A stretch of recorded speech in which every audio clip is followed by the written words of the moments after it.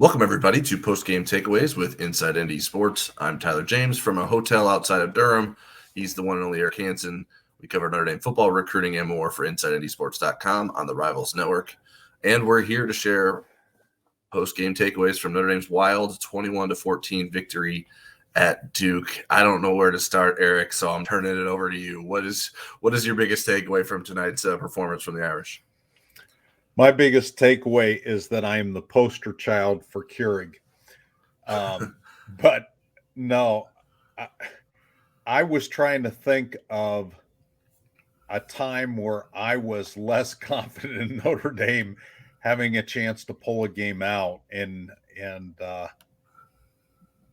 my brain cells didn't come up with an answer. My biggest takeaway was that there were a lot of flaws in this game for Notre Dame. And in the end, they had more heart than they had flaws. And I think to put this in a big picture context, this game didn't define them as a college football playoff contender, but it kept that alive. They can kick that can down the road because we don't have any doubts about what's inside of them. It's just whether they can kind of put all together the pieces to get back into that. But I mean, what an impressive finish. And really, I thought the defense redeemed itself. Other than the goal line defense with the pass that was wide open, I mean, I thought that was the second lowest passing efficiency grade for Riley Leonard in his career. As a starter, and that covers 19 starts. So again, there's a lot to clean up, and yet they're doing so with something still to play for, something big still to play for, perhaps down the road. How about you? Yeah, it was wild because with 7 and change left in the game, Duke has the ball with a chance to secure its victory with the lead. And it's like, wow, is Duke really going to do to Notre Dame what Notre Dame couldn't do to Ohio State? And that is run out the clock on a lead and prevent Notre Dame from having a comeback attempt. Duke was unable to do that. Notre Dame's defense came up with the stop it needed. That still meant that Notre Dame's offense had to start it from its own 5-yard line, but at least gave Sam Hartman and the Irish a chance to get out there and do something with a possession. And certainly Sam Hartman and the offense made the most of that. From the defensive side of things, I mean, is Howard Cross Notre Dame's best defender right now? I think he is. Well, tonight he had 13 tackles. Yeah, go ahead. He had 13 tackles, 3.5 tackles for loss, 1 sack, 2 forced fumbles.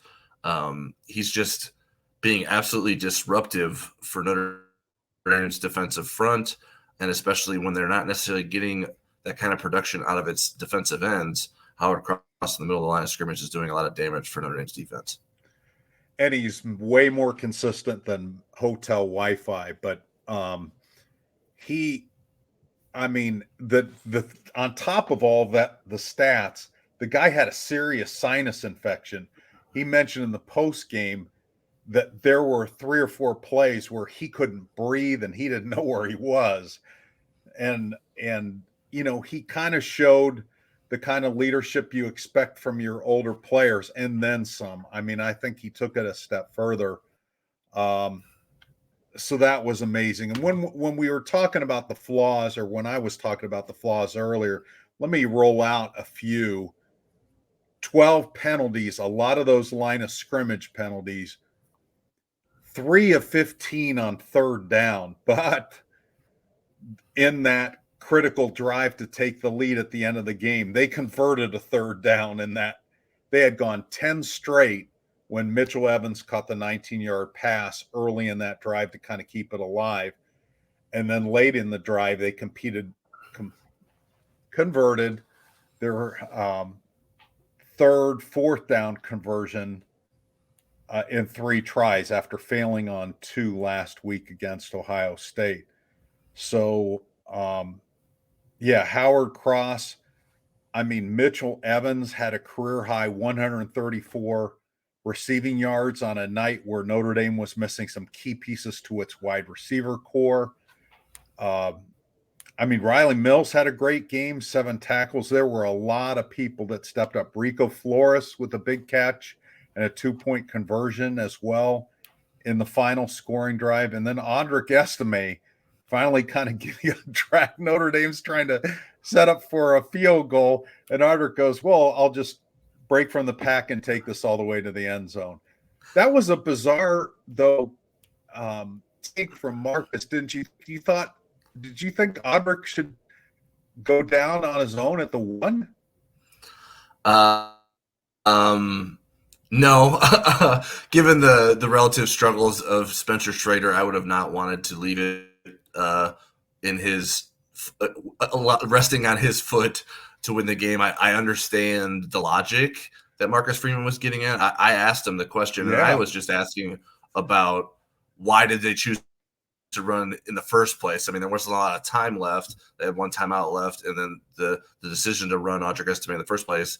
And he said, like, hey, we were okay with running the clock down and settling for a field goal. I think everyone should be happy that it didn't come down to that, because I can't imagine the reaction if Notre Dame does that and they miss that field goal.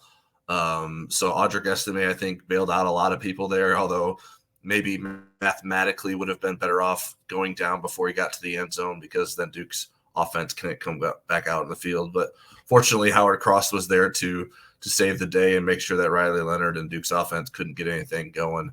Yeah, I mean, we've talked about Cross. You mentioned Evans. I think we can't doubt him anymore as Notre Dame's number 1 tight end. He has really come through in back-to-back weeks. Setting career highs in receiving yards in both of those games against Ohio State and Duke.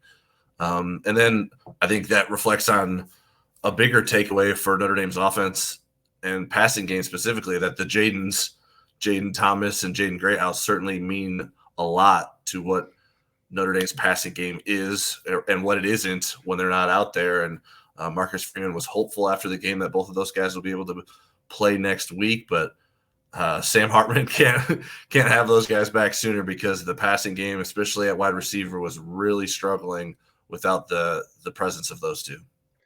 Yeah, and we should mention that Marcus Freeman feels pretty good about the chances of Jaden Thomas being available next week when they get to play another undefeated team on the road in Louisville, and maybe Jaden Greathouse will be available as well.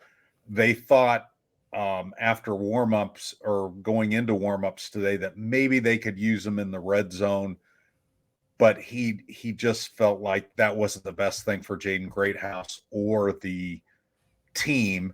And you think about it, was it worth risking not having him for Louisville and USC and some of the other games coming up? So I think, the right decision was made there. So Tyler, in the big picture of things, I mean, we're at the halfway.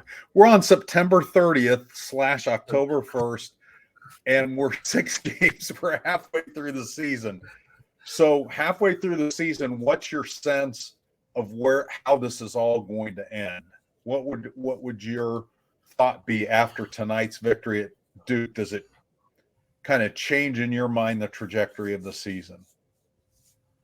No, it would have changed it if they lost. Notre Dame winning, even in a close fashion, like that's college football. That happens. I mean, Notre Dame was down 2 receivers, the 2 highest reception getters in the offense at the wide receiver position. So I think you just sort of move on and survive in advance, and you hope you don't have a lot more of these, especially going to Louisville. It has to drain on Notre Dame to be going into games and going down to the wire, especially we're talking night game after night game, and then a night game next week against Louisville, and a night game the next week after that against USC. So for Notre Dame's sake, you'd hope that they can have a little bit of a smoother victory against Louisville and get back on track going into that USC game.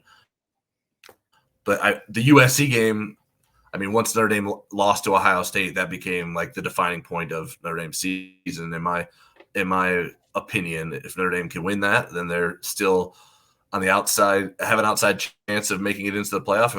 If they don't, we can stop talking about it. And it's kind of wild to think that we could have entered October with no longer Notre Dame being in the college football playoff conversation if it lost against Duke. Now, it's different because, like you said, they've played 6 games already, which is kind of crazy that we just got out of September and they've already played 6 games. But that's how much is in the books for Notre Dame. I think we know a lot about Notre Dame. Notre Dame has done a lot, played a lot of different opponents, played in different situations.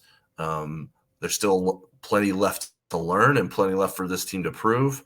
But I think the pieces are there if everything sort of gets rolling again for Notre Dame to beat anyone that's on its schedule. It's not unfathomable that Notre Dame could beat USC, but it has to be playing at a top level, which it did for the most part against Ohio State.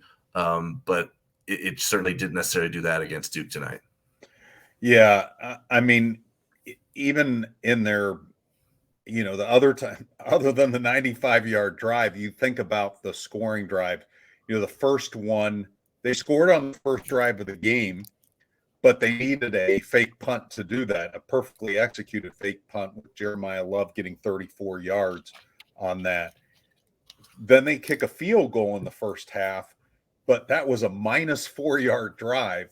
Xavier Watts had intercepted the ball, returned it to the 13, and they go backwards and kick a field goal there. The first drive they had in the second half, they had to convert a 4th down to get it, and it was on a Sam Hartman run that time as well to give them a 13-0 lead. But I agree with you. They're going to get some injured people back, including maybe Eli Raridon for his debut in the 2023 season, tight end who suffered a torn ACL last October, almost a year to the week, that he'll be coming back. So that's another dynamic offensive weapon that should help. And again, people, I think, probably wonder, well, why did Notre Dame have so much trouble running the ball until the very last run of the game? And, Mike Elko had a great game plan. I mean, with all those wide receivers out, he just said, okay, this is not normally what you would do, but I'm going to take my chance that Sam Hartman's not going to beat me down the field and that we can lean into the run a little bit more. And it made it really difficult for Notre Dame to run the ball. I think if you had a full complement of wide receivers for Notre Dame, Duke would have had to play that a little bit differently. So we should note that in the Louisville game next week, Jordan Botello will be missing the first half because he had a targeting call late in the game in the second half. So he'll be out the first half of the Louisville game. So we'll probably see some combination of Junior Tuiaka and Josh Burnham playing the Viper end position early in the Louisville game. All right, that'll do it for our post-game takeaways. Make sure you check out the rest of our post-game coverage on InsideNDSports.com. If you're not a subscriber to the site, you can use the promo code NDYT to sign up for a 30-day free trial. Look for a link in the video description below, and we will see you back here Monday night at 7 for Football Never Sleeps.